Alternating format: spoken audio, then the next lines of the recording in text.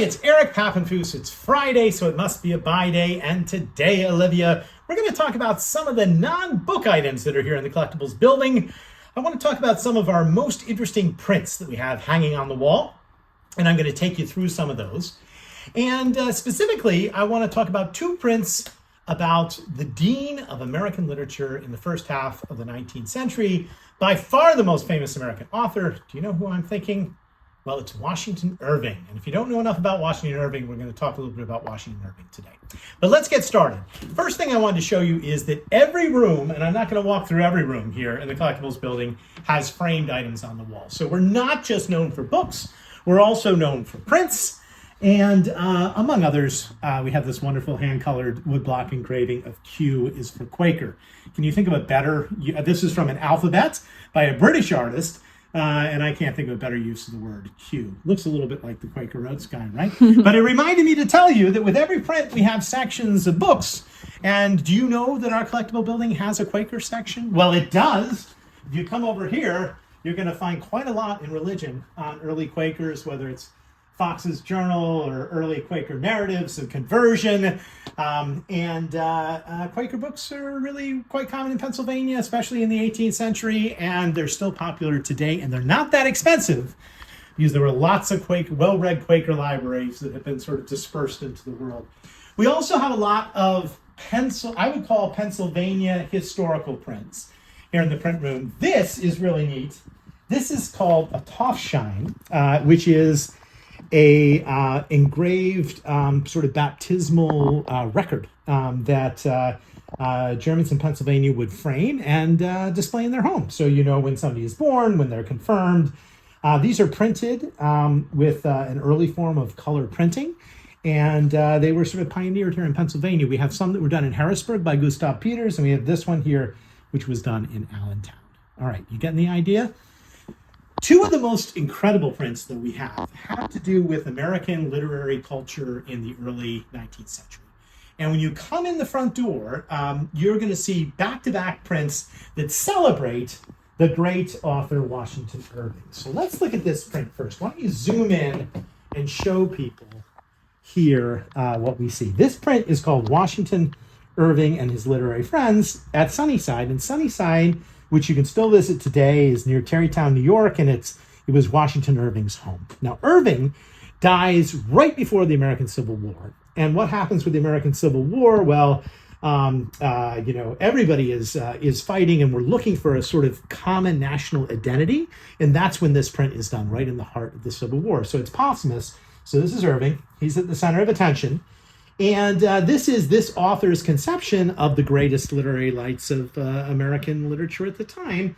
And you're going to see some faces that maybe you recognize. Do you recognize any faces in here, Olivia? Okay, well, maybe you recognize Nathaniel Hawthorne. He's sort of a distinguished figure. He's up here. Maybe you recognize Ralph Waldo Emerson. He's a distinguished figure here, or William Cullen Bryant. But the point is, I'm sorry, no, that's James Fenimore Cooper. That's Bryant. That's Cooper, and that's Bryant. The point is, this was an effort to sort of show the commonality of American literature and to put Irving at the center of it, because he is generally considered the first American author to make his living as an author. And he was well respected both abroad and at home. And it's a pretty cool piece. The way it was done is also interesting. Matthew Brady, the great Civil War photographer, took portraits of people like Hawthorne, and then he gave them to an engraver by the name of Darley, who was a very famous illustrator at the day, who then helped sort of form the composition. And then they made this, and they sold prints to create an American identity in the 1860s. Now, there are a few things missing from the print. Would you like to comment on what might be missing?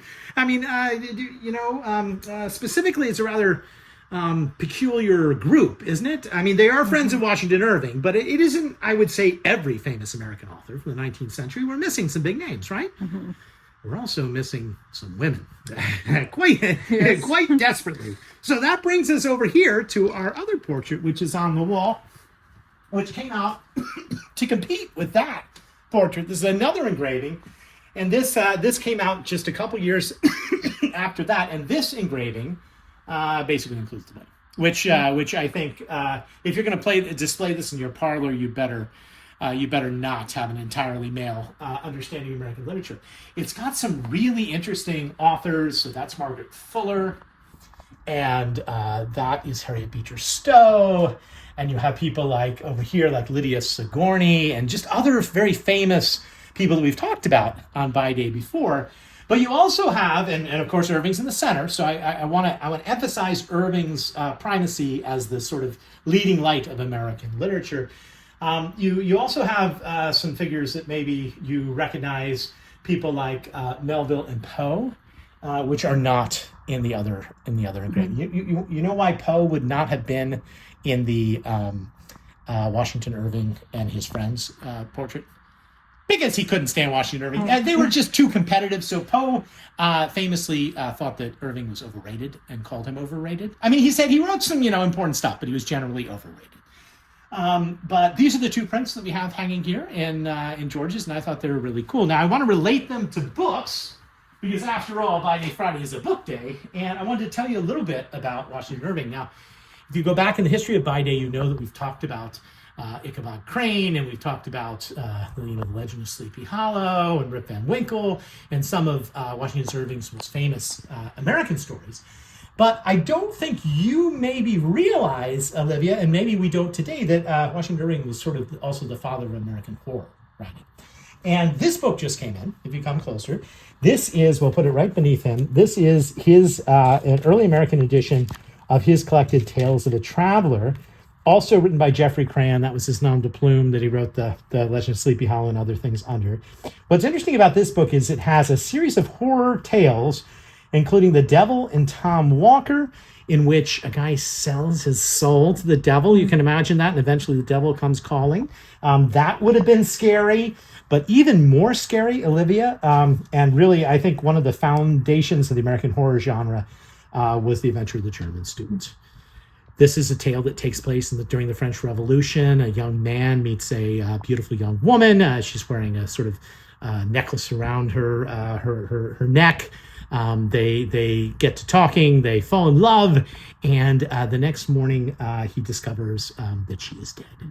And when the doctor comes, he recognizes her. And he says, "This is the woman who was guillotined yesterday." And they take the necklace off, and her head falls off and rolls.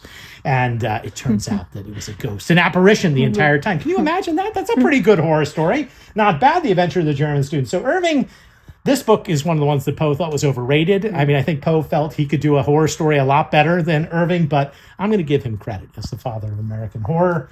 Another thing you might not know about Washington Irving is that a lot of people considered him not American enough because he spent a lot of time in Europe. So he told these great stories like of old New York and old Dutch New York especially, and then he told those horror stories which were based on European traditions, and he had to prove that he was an American enough. And later in life, he wrote a series of books that were on the American West, specifically to burnish his reputation as an American artist so that he could be, that great person at the center of American literature. And what's interesting is he never went out to Colorado or Big Salt Lake, but he did edit the journals and wrote about the travels out west in a series of multiple novels, including one that he wrote for John Jacob Astor on the fur trade. Mm-hmm. And then at the end of his life, who does Washington Irving write about? He writes about George Washington. I don't know, maybe that's Shakespeare. So it could be Shakespeare, it could be Washington, can't quite tell in the back. But nonetheless, to prove he is truly an American author, I have one more print I want to show you, okay? It's worth it, trust me. And we have a lot of Civil War books here at the Scholar. And this is an original engraving of the famous clash, the first great naval battle between the ironclad vessels, the Monitor and the Merrimack. Are you familiar with this great story from the Civil War? No? Okay, well, the ironclads battled, and this could have revolutionized naval warfare at the time, because this is the first time you have heavily armored ships. Not practical, and it doesn't end up working out, but it's a famous battle, and they sell lots of prints, including this print, which dates from the time of the Civil War. But I found this book this week, Olivia, and I just wanted to show it to you because it is a book of poems written by a Pennsylvania author by the name of Bayard Taylor. Bayard Taylor was from Kennett Square, Pennsylvania. He was very famous in the 19th century, wrote lots of books of poetry, but that's not what's interesting. The book was published in 1855, so before the Civil War, but at the same time they were building the Merrimack. And look who owned it. It was owned by Commodore William Schock, U.S. Navy, who read it aboard the USS Merrimack, which I think is pretty exciting, right? And the Merrimack was actually built in Boston in 1855, and this guy Schock was the one who oversaw the construction of the boat. So you have a very evocative book here, a book of poetry, which by itself is worth nothing, but to think it was read aboard the mighty ironclad before it was ironclad. But when it was first built, makes, I think, this a wonderful collectible item and something that will appeal to Civil War folks. All right, well, that's a brief and incredibly fast survey of the prints here at the Collectible Building. You're just going to have to come by if you want to see more in person. Let's end with a funny book. I didn't have a box today other than the funny book, so let's get to it. We're talking about works of art, right? These prints are works of art. Well, how about this for a funny book?